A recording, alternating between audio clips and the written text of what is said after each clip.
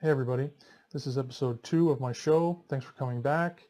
If you remember in the last video, I was talking about elections and how voting didn't really allow anyone to have a say, and it was basically just advocating for more corporate subsidies and whether you wanted them to go to conservative side or the liberal side, Republican side, Democrat side.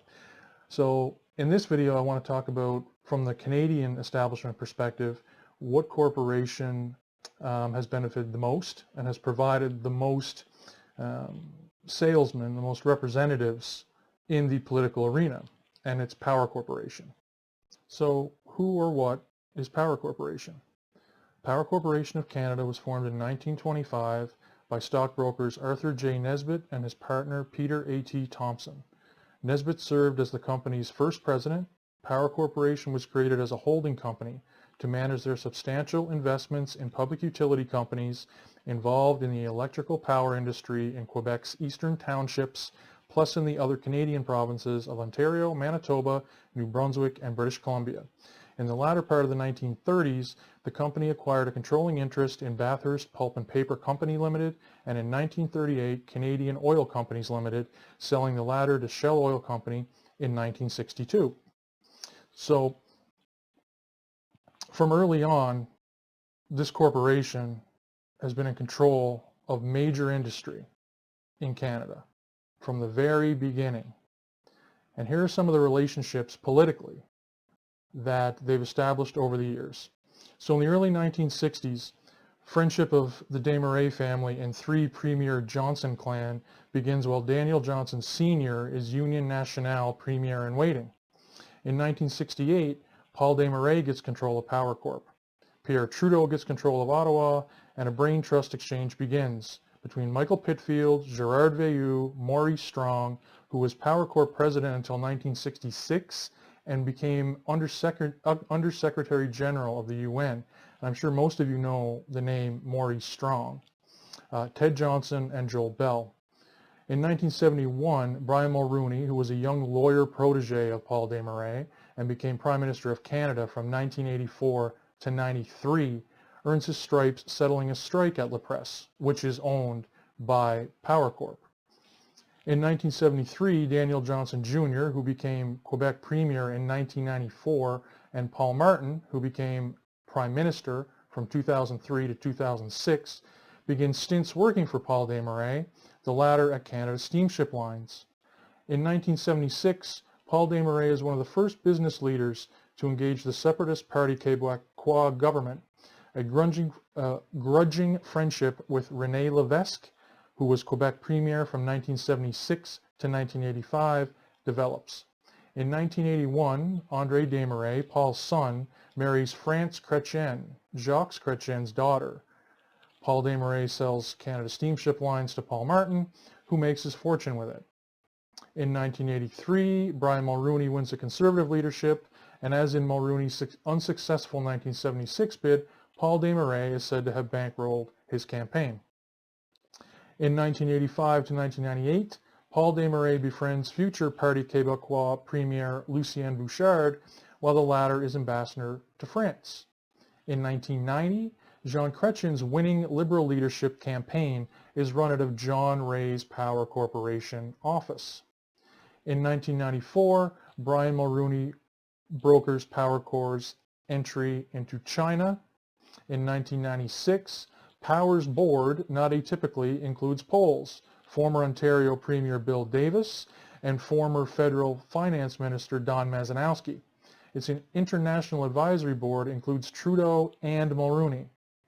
In 1997, while facing risky heart surgery, Paul Desmarais implores Bouchard not to break up the country.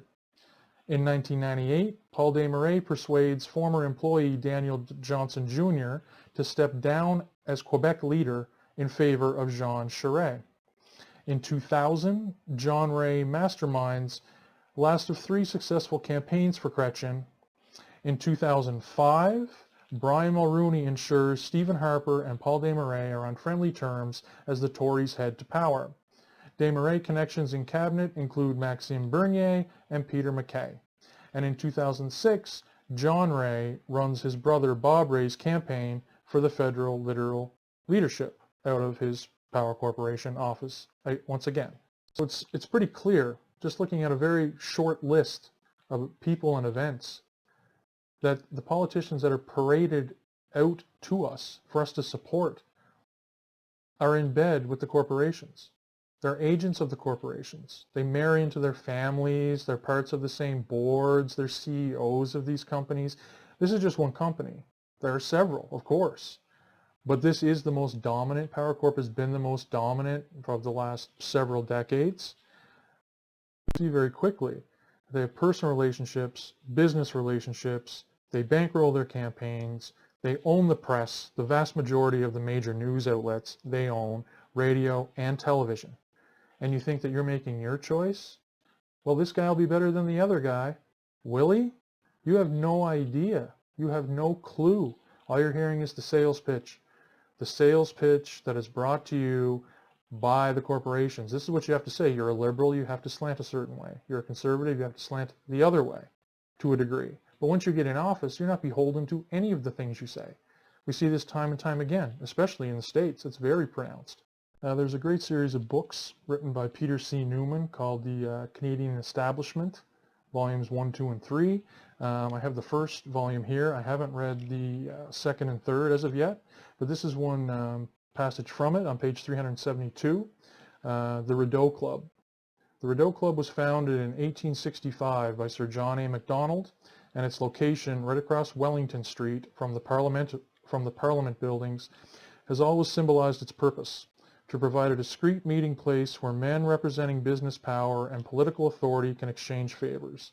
Every Canadian Prime Minister, except John Diefenbaker and Pierre Trudeau, has belonged to and made extensive use of the club's facilities. Another interesting excerpt is this one. Trudeau, Pierre, and Desmarais were close but fairly recent allies. It had been in the offices of Power Corporation at regular Friday night meetings early in 1968 that the plans for Trudeau's leadership candidacy had first been hatched. In August of 1968, 2 months after Trudeau had swept the country, the new Prime Minister had flown to visit Desmarais at Murray Bay, where he has a summer home. When Desmarais had picked up the Prime Minister at the local airport in one of the 2 Rolls Royces he keeps there, Trudeau casually inquired what it was like to drive a Rolls. Desmarais stopped the car, got in the back seat, and as Trudeau took the wheel, exclaimed, "This is the first time I've ever been driven by a Prime Minister." Big businesses that we call corporations are needed to build and upgrade all kinds of infrastructure projects. There's no issue with that, of course. The problem is they want it subsidized by you and I, and they have found a way to make that happen. They promote middlemen. They tell us that those people, the politicians, are there to represent us. Then they make a couple teams, because people love teams, red, blue, go team. So we think we have a choice. We think, well, we had our say. Then the establishment simply gambles on which candidate will win and who will be enriched more. Rinse, repeat. And that is the political system in a nutshell. So don't forget to like, share, and subscribe if you enjoyed it, and I'll see you next time.